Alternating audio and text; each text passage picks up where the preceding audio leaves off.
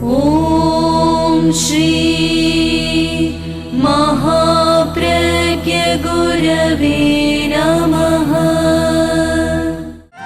जय महाप्रज्ञ का जाप करो, जय महाप्रज्ञ का जाप करो, जय महाप्रज्ञ का जाप करो। भव भव का अघ संताप हरो, भव भव का अघ संताप हरो। जय महाप्रज्ञ का जाप करो, जय महाप्रज्ञ का जाप करो।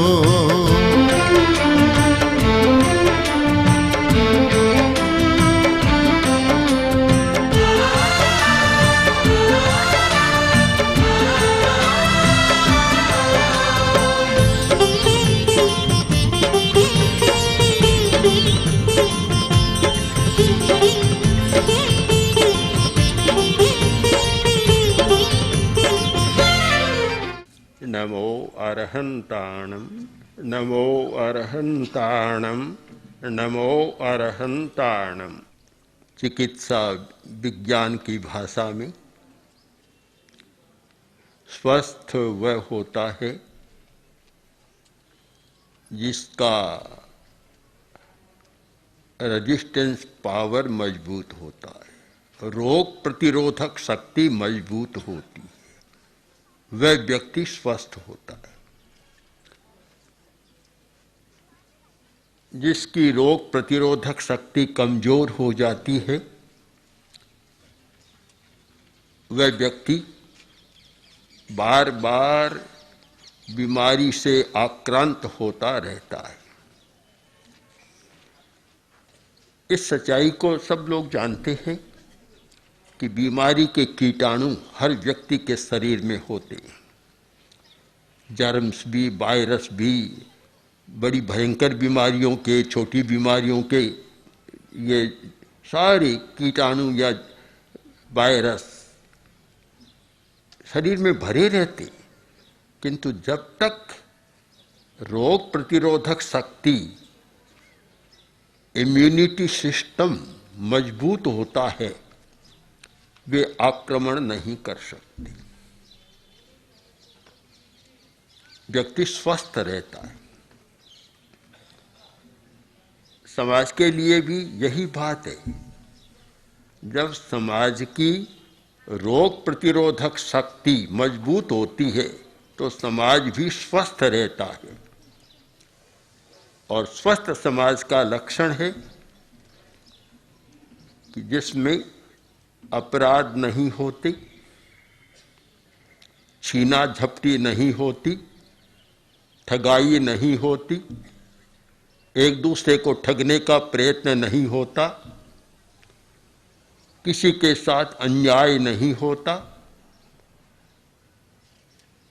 तो वह समाज स्वस्थ समाज होता है। जिस समाज में भय का वातावरण,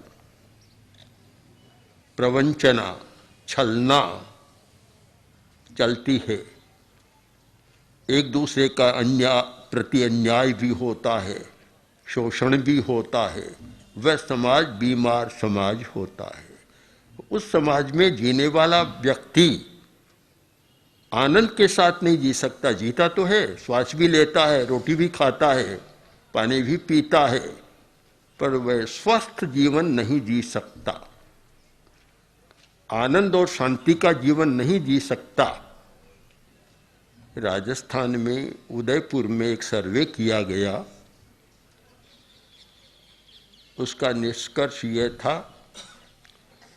कि 30 और 40 के बीच में बहुत सारे युवक हृदय रोग से पीड़ित होकर चले जाते।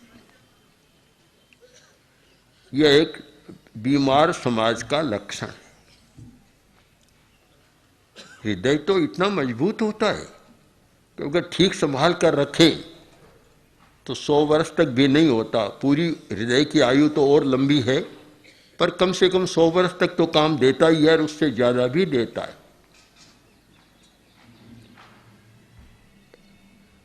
कारण कि समाज स्वस्थ नहीं है, भय और तनाव इतना ज़्यादा है कि व्यक्ति जल्दी बीमार पड़ जाता है।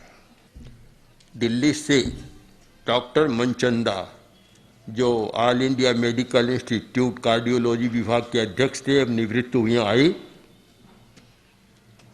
उन्होंने बतलाया कि हिंदुस्तान में जिस गति से हृदय रोग बढ़ रहा है, अगले 10 वर्षों में 10 करोड़ आदमी और हृदय रोग से प्रभावित हो जाएंगे। और बहुत भारी संख्या है ये हिंदुस्तान में। इसका कारण हम खोजें, क्योंकि हर कार्य के लिए कारण की खोज हमें करनी चाहिए। और एक तर्कशास्त्र का नियम भी है कि कारण समझ में आ जाए तो कार्य को समझने में सुविधा होती है। तो कारण खोजें। अनेक कारण है, उनमें कुछ एक कारण तो है स्पर्धा। लोभ की इतनी स्पर्धा हो गई है कि हर व्यक्ति प्रथम अंक प्राप्त करना चाहता है। हिंदुस्तान में जितने धनी हैं उनमें प्रथम बनूं, एक आकांक्षा जागृत हो गई। तोड़ है, होड़ में होती है, स्पर्धा भी होती है, किंतु अपनी शक्ति, सामर्थ्य और अर्हता के बिना भी इतनी आकांक्षा जागृत हो गई कि वह आकांक्षा गलत काम भी करवाती है। और जब गलत काम होता है तो उसके पीछे भय भी होता है। भय तो होगा निश्चित, रात दिन एक भय का वातावरण भीतर में रहता है और उससे सबसे ज्यादा हृदय प्रभावित होता है और व्यक्ति पीड़ित हो जाता है। तो हम स्वस्थ समाज की कल्पना करें तो उसमें नैतिकता का बहुत बड़ा विषय है। ईमानदार व्यक्ति, स्वस्थ व्यक्ति दीर्घ काल तक स्वस्थ रह सकता है, रोग मुक्त रह सकता है और अच्छा काम कर सकता है और आनंद का जीवन जी सकता है, शांति का जीवन जी सकता है। और अनैतिक व्यवहार करने वाला, अप्रामाणिक व्यवहार करने वाला, छलना और प्रवंचना का प्रयोग करने वाला भीतर ही भीतर बीमार होता चला जाता है और शांति का, आनंद का जीवन नहीं जी सकता। इस सच्चाई को हमें समझना है। धर्म एक ऐसी खोज है कि व्यक्ति को इन सब बुराइयों से बचा सके। हमारे सामने प्रश्न है कि धर्म कहाँ से शुरू करें, कहाँ से प्रारंभ होता है धर्म का। धर्म के पहले बिंदु को पकड़ें।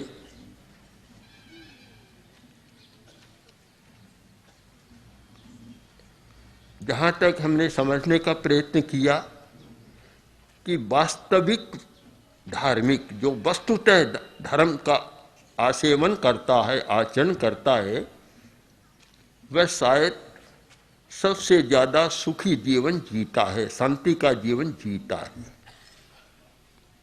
किंतु कठिनाई यह है कि धर्म का पहला बिंदु है अतीन्द्रिय चेतना और आदमी जीता है इंद्रिय चेतना के साथ। इंद्रियां अभिभूत कर रही है और इंद्रिय चेतना के साथ जीने वाला व्यक्ति अनैतिक आचरण कर सकता है, अप्रामाणिक व्यवहार कर सकता है, छलना प्रवंचना कर सकता है, अन्याय भी कर सकता है, शोषण भी कर सकता है, सब कुछ कर सकता है। तो केवल इंद्रिय चेतना के साथ कोई जिएगा, वह सही अर्थ में धार्मिक भी पूरा नहीं बन पाएगा और स्वस्थ भी नहीं बन पाएगा, समाज भी स्वस्थ नहीं बनेगा। अतीन्द्रिय चेतना, वहाँ से धर्म का प्रारंभ होता है। इंद्रिय चेतना में जीने वाला व्यक्ति विश्वास ही नहीं करता कि धर्म कोई जरूरी है, धर्म कोई आवश्यक है, उसका विश्वास ही नहीं होता। जो हिंदुस्तान में दार्शनिक क्षेत्र में आस्तिक नास्तिक का एक बहुत द्वंद्व चला, तो वह यही था कि केवल इंद्रिय चेतना की सीमा में जीने वाला आत्मवादी या आस्तिक हो नहीं सकता। उसके लिए तो जो प्रत्यक्ष है, दृष्ट है, बस वही सब कुछ है। न अतीत न भविष्य, कुछ भी नहीं। जो वर्तमान में है वही सब कुछ है। किंतु अतीन्द्रिय चेतना की सीमा में जब प्रवेश करता है तो उसके पीछे अतीत का जन्म भी है, पूर्व जन्म है, भावी जन्म भी है, भविष्य भी है। तो वह त्रैकालिक दृष्टि से विचार करता है। एक दार्शनिक धारा रही त्रैकालिकता की और एक रही केवल वर्तमान की। जो वर्तमान में है उसका यही होता है कि खूब कमाओ, खाओ, पियो, मौज करो, आनंद में रहो, बस। इससे आगे कुछ भी नहीं है। न कोई आत्मवाद, न कोई कर्मवाद, न कोई धर्म, न कोई अधर्म, कुछ भी नहीं होता। केवल पदार्थ की परिक्रमा और पदार्थ के साथ जीना, इतना होता है। जब अचिंत्य चेतना में व्यक्ति प्रवेश करता है, इंद्रियों से ऊपर उठता है, तब उसकी सारी स्थिति बदल जाती है। और समाज को स्वस्थ रखने के लिए नैतिकता जरूरी, और नैतिकता के लिए इंद्रिय चेतना से ऊपर उठना जरूरी, और उसे कह सकते हैं इंद्रिय विजय करना जरूरी। महामत्य चाणक्य ने एक शासक के लिए लिखा कि शासक को जितेंद्रिय होना चाहिए। साधु के लिए एक विशेषण आता है जितेंद्रिय, इंद्रियों पर विजय पाने वाला। किंतु महामत्य चाणक्य जो राजनीति के शिखर पुरुष थे और भारतीय राजनीति में शायद प्रथम व्यक्ति हुए हैं, उन्होंने कौटिल्य अर्थशास्त्र लिखा, चाणक्य सूत्र लिखा, चाणक्य नीति लिखी। उसमें यही निर्देश मिलता है कि जितेंद्रिय, शासक को जितेंद्रिय होना चाहिए। इसका मतलब है कि जितेंद्रिय हुए बिना, इंद्रियों की सीमा से बाहर गए बिना कोई भी शासक अच्छा शासन नहीं कर सकता। तो धार्मिक की बात तो और आगे है। जितेंद्रिय हुए बिना अच्छा धार्मिक भी नहीं बन सकता। जिस व्यक्ति ने कोई इंद्रियों पर विजय पाने का प्रयत्न नहीं किया तो अच्छा कैसे बनेगा। मुनि के लिए तो जरूरी है ही कि जितेंद्रिय होना। जो जितेंद्रिय नहीं है वह मुनि होकर भी वास्तव में मुनि नहीं रह सकता, नहीं हो सकता। धर्म का पहला पाठ है जितेंद्रियता, इंद्रियों पर विजय पाना और इंद्रियों की चेतना से ऊपर उठना। जो इंद्रियों की चेतना के साथ जीता है वह स्वयं स्वस्थ नहीं हो सकता और वैसा समाज भी स्वस्थ नहीं हो सकता। बहुत कठिन काम है इंद्रिय विजय। सरल कहना तो सरल है, पर विजय पाना बड़ा मुश्किल है। क्योंकि इंद्रियों के स्पंदन, इंद्रियों के जो प्रकंपन और तरंगे जब भीतर में उठती है, उस समय व्यक्ति अपने पर कंट्रोल रख नहीं सकता। बड़ी कठिनाई होती। और अगर हम धर्म और संसार, लौकिक और अलौकिक, इन दोनों के बीच में भेद रेखा खींचना चाहें तो एक स्पष्ट भेद रेखा है कि जिस व्यक्ति ने या जिस समाज ने इंद्रिय विजय की दिशा में प्रस्थान किया है उसे धार्मिक कहा जा सकता है। जिस व्यक्ति और समाज ने इंद्रिय के साथ जीना शुरू किया कर रहा है उसे शायद धार्मिक नहीं कहा जा सकता। जरूरी है, यह तो मैं नहीं सोचता कि एक साथ इंद्रिय पर विजय हो जाए। बहुत कठिन साधना है, मुनि के लिए भी कठिन है, तो गृहस्थ के लिए तो और ज्यादा कठिन है। फिर भी जब हम मार्ग का चुनाव करें तो हमारा मार्ग स्पष्ट होना चाहिए कि मैं धर्म को स्वीकार कर रहा हूं तो इंद्रिय विजय का मार्ग स्वीकार कर रहा हूं। धर्म का मार्ग स्वीकार कर रहा हूं इसका मतलब यह नहीं है कि मैं जैन बन रहा हूं, वैष्णव बन रहा हूं, मुसलमान कुछ बन रहा हूं। यह तो एक संप्रदाय का मार्ग हो सकता है, किंतु धर्म का मार्ग वह तो कोई भिन्न नहीं होता, सबके लिए समान होता है, और वह है इंद्रिय विजय का मार्ग। कि मैं धर्म को स्वीकार कर रहा हूं इसका मतलब मैं इंद्रिय विजय का मार्ग स्वीकार कर रहा हूं। तो मुझे अपना दृष्टिकोण, अपना ज्ञान और अपना आचरण सारा इंद्रिय विजय के परिपार्श्व में निर्मित करना चाहिए। हमारा सम्यक दर्शन भी हो तो इंद्रिय के साथ, इंद्रिय विजय के साथ, हमारा ज्ञान हो तो भी इंद्रिय विजय के परिपार्श्व में, और हमारा आचरण चरित्र हो वह भी इंद्रिय विजय के लिए। यह एक शुद्ध धर्म का मार्ग है, दुख मुक्ति का मार्ग है, सुखी और शांतिमय आनंदमय जीवन जीने का मार्ग है। और इसी मार्ग पर चलने वाले व्यक्ति स्वस्थ समाज का निर्माण करते हैं।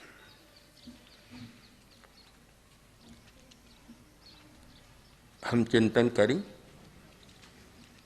कि वर्तमान में धर्म की हमारी अवधारणाएं कैसी है।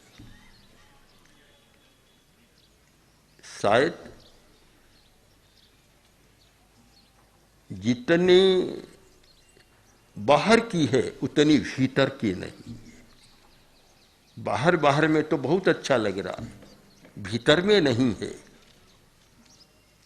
ये सारा अनैतिक व्यवहार, अनैतिकता एक बाहरी दर्शन के कारण होती है, क्योंकि सब बाहर चलते हैं, भीतर में नहीं है। बाहर और भीतर में बड़ा अंतर होता है। बाहर की एक धारणा, लालसा, कामना, अवधारणा अलग होती है, और व्यक्ति सत्य को भी देखता है तो वह सत्य भी कंसेप्चुअल ट्रूथ, एक मान्यता का सत्य होता है, यथार्थ का सत्य नहीं होता। जब भीतर जाता है, भीतर देखना शुरू करता है, तब उसे कुछ पता लगता है कि दुनिया एक और है, और वह आनंद की दुनिया है, शांति की दुनिया है, और वह स्वास्थ्य की दुनिया है जहाँ व्यक्ति पूर्ण स्वस्थ रह सकता है। बाहर और भीतर में बहुत अंतर है। एक भिखारी घूम रहा था, कोई योग ऐसा मिला कि पूरे दिन भीख नहीं मिली, भूखा रहा। सांझ का समय घूमते घूमते नगर के बाहर चला गया। बाहर एक मठ था, देखा मठ है, वहाँ मुझे कुछ मिल जाएगा, इस आशा से वह वहाँ मठ की ओर चला।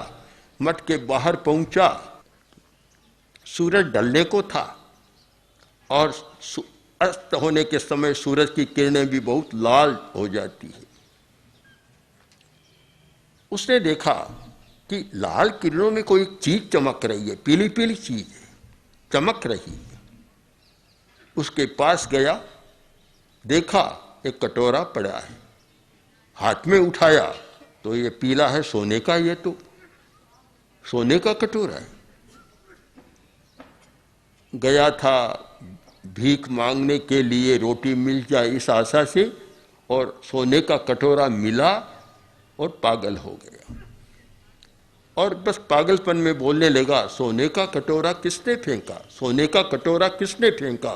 बस एक प्रकार का पागलपन सिर पर सवार, रट लगा रहा है, घूम रहा है।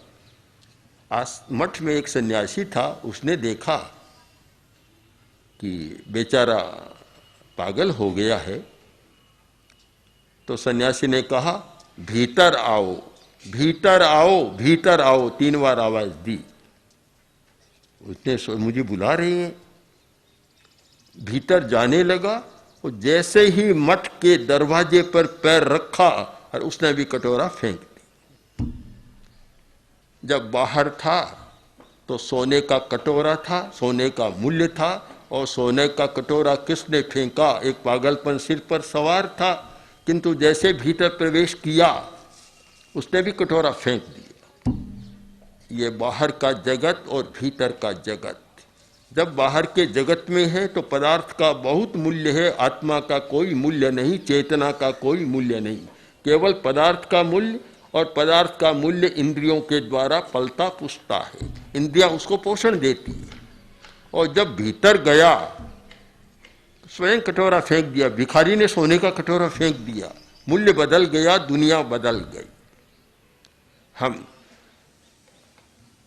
स्वस्थ समाज की कल्पना करें और नैतिकता पर विचार करें तो यह बहुत स्पष्ट होगा कि अनैतिक व्यवहार वाला समाज कभी स्वस्थ हो नहीं सकता। लोग कहते हैं कि बीमारियां बहुत बढ़ गई, हॉस्पिटल की बहुत जरूरत हो गई। केवल हॉस्पिटल की नहीं, मेंटल हॉस्पिटल की भी, मानसिक चिकित्सालय की भी बहुत आवश्यकता हो गई। उससे आगे जाएं तो पागलखानों की भी बहुत जरूरत हो गई, और उससे आगे जाएं तो जेलों की भी बहुत जरूरत हो गई। यह बढ़ रहा है। अमेरिका के एक अधिकारी ने कहा था कि यहाँ मनोरोगी बढ़ गए हैं, मानस चिकित्सालय की बहुत ज़रूरतें कम पड़ रही हैं, और जेलें भी कम पड़ रही हैं। ये जेल का विस्तार क्यों होता है? यह बीमार समाज का लक्षण है। जिस समाज में ज़्यादा जेल होती है, कारावास ज़्यादा होते हैं, इसका मतलब समाज बीमार है। अगर स्वस्थ समाज है तो कारावास ज़्यादा नहीं बढ़ेंगे। और जिस समाज में जहाँ पागलखाने ज़्यादा होते हैं तो समझ लो वह समाज बीमार समाज है, जहाँ व्यक्ति पागल बन जाते हैं। और जहाँ मानस चिकित्सालय, मेंटल हॉस्पिटल भी ज़्यादा होते हैं, वह भी स्वस्थ समाज का लक्षण नहीं है। और जहाँ सामान्य हॉस्पिटल भी ज़्यादा होते हैं तो समझ लो कि कहीं न कहीं समाज का स्वास्थ्य गड़बड़ाया हुआ है। बीमारी तो हो सकती है, शारीरिक बीमारियां हो सकती है, इसलिए हम व्याप्ति नियम तो नहीं बना सकते कि भी स्वस्थ समाज में हॉस्पिटल की जरूरत नहीं रहेगी, पर हाँ इतनी नहीं रहेगी, और इतनी भयंकर बीमारियां भी नहीं होगी। बड़ी बीमारियां वह बीमारी मानसिक बीमारी के कारण होती है या अनैतिकता के कारण होती है। छोटी बीमारियां, ऋतुजनित बीमारियां तो हो सकती है, किंतु हार्ट अटैक, कैंसर, एड्स, ऐसी जो बड़ी बीमारियां हैं, वे केवल शरीर से पैदा होने वाली बीमारियां नहीं है। इसीलिए मेडिकल साइंस में भी एक नए शब्द का विकास हो गया, साइकोसोमेटिक डिजीज। कोई शारीरिक नहीं है, वे साइकोसोमेटिक है, मनोकायिक बीमारियां हैं, और मन के कारण होती है कि मन ठीक नहीं है तो वे बड़ी बीमारियां होती है। और मन ठीक इसलिए नहीं है कि समाज स्वस्थ नहीं है। व्यक्ति स्वस्थ रह सकता है, किंतु जब समाज का पूरा वातावरण स्वस्थ नहीं है तो उसके लिए भी कठिनाई पैदा हो जाती है। तो आज नए सिरे से चिंतन करना जरूरी है कि समाज स्वस्थ कैसे बने, कैसे रहे, और उसके लिए नैतिकता का विकास कैसे हो। सबसे पहले सम्यक दर्शन अपने जीवन के प्रति, पदार्थ के प्रति, पदार्थ के संयोग के प्रति, पदार्थ के भोग के प्रति और पदार्थ के उपयोग के प्रति, इन सब विषयों में अगर हमारा सम्यक दर्शन हो तो व्यक्ति का चरित्र बदल सकता है, गलत तरीके भी छूट सकते हैं और समाज स्वस्थ रह सकता है। ओम श्री महाप्रज्ञ गुरवे नमः।